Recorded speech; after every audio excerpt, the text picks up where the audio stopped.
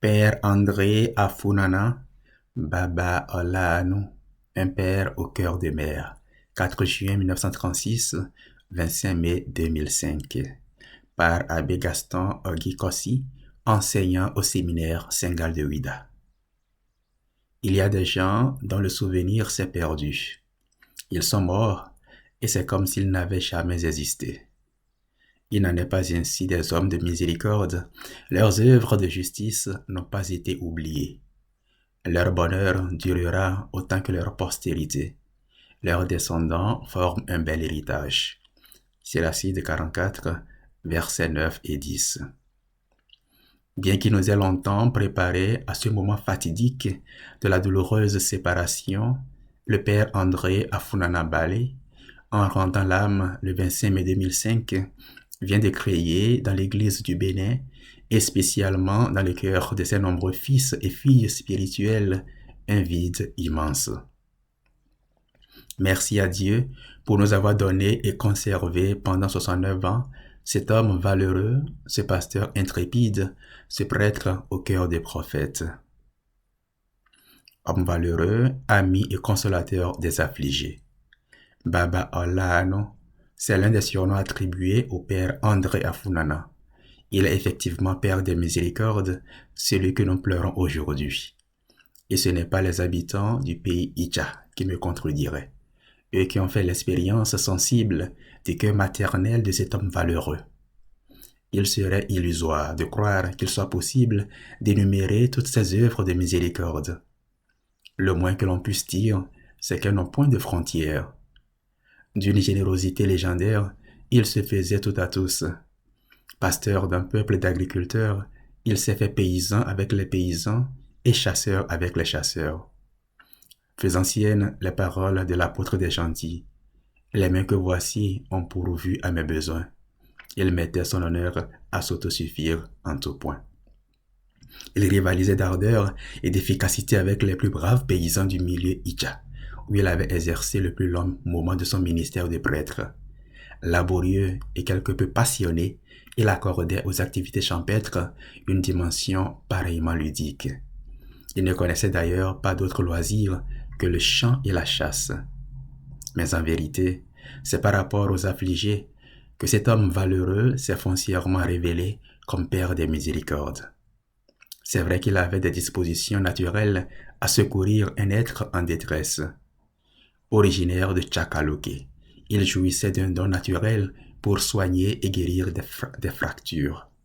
Mais il confirma ce don par sa passion personnelle pour la médecine africaine qui occupa une place de choix dans son ministère, spécialement à Banté et dans les villages d'alentour. Lorsqu'un individu se faisait piquer par un scorpion ou mordre par un serpent, il sait que s'il parvenait vivant chez le Père des Miséricordes, il aurait la vie sauve. C'est à lui que revenaient également les cas d'envoûtement et de possession. Aussi fut-il confirmé plus tard dans ce rôle, cumulativement avec sa charge de vicaire général de Monseigneur Antoine Gagné comme exorciste diocésain.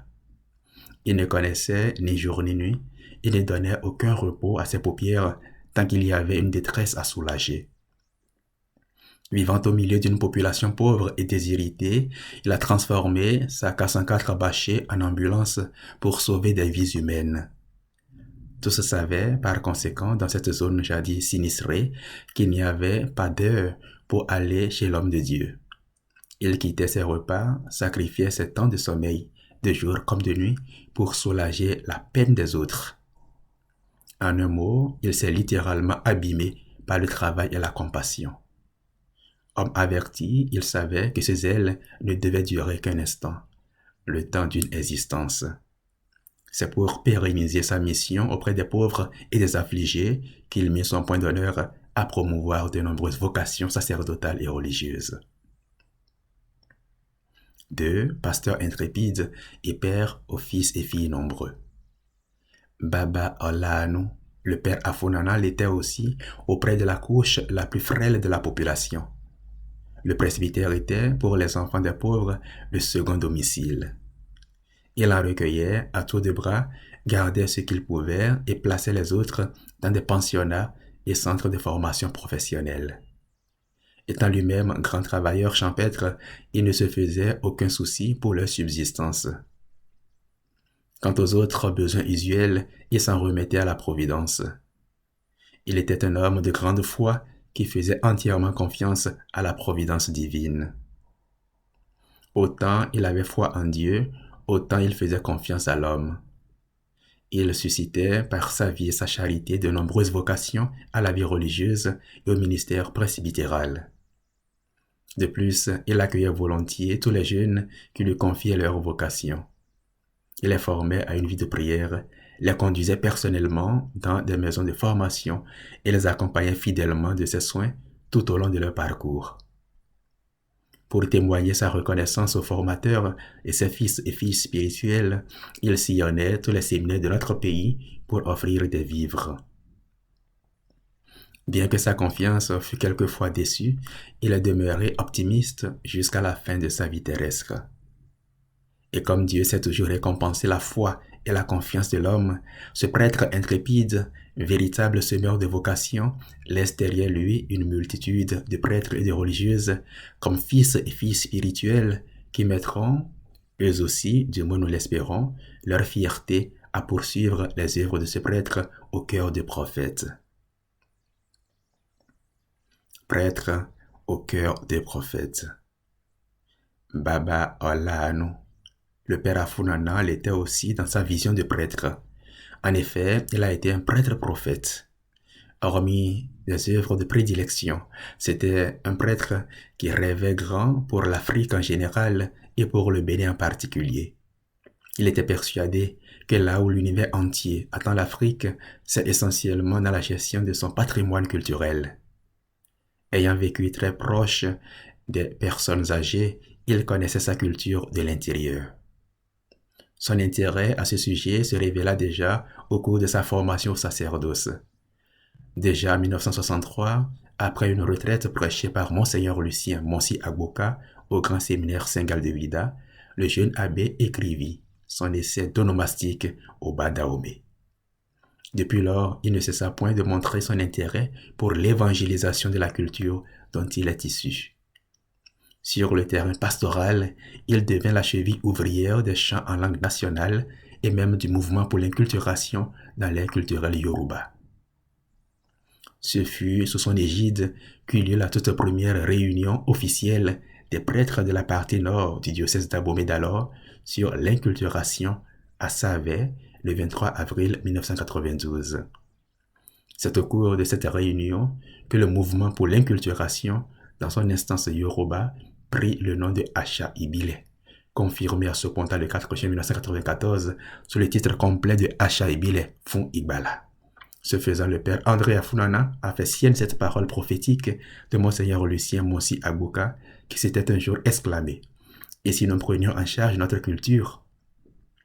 Oui, prendre en charge sa culture, c'est prendre en charge l'homme, et prendre en charge l'homme, c'est prendre en charge l'Église dans son présent et son avenir.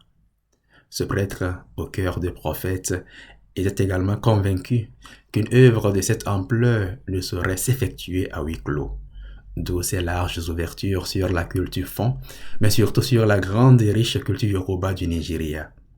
Aucune des grandes villes de ce grand pays n'est un mystère pour cet homme de grande culture orale et écrite. C'est auprès de lui que l'on trouve les publications les plus récentes sur la culture Yoruba du Nigeria, qu'il compare à celle du Bénin, toujours dans le souci d'une inculturation vivante et dynamique.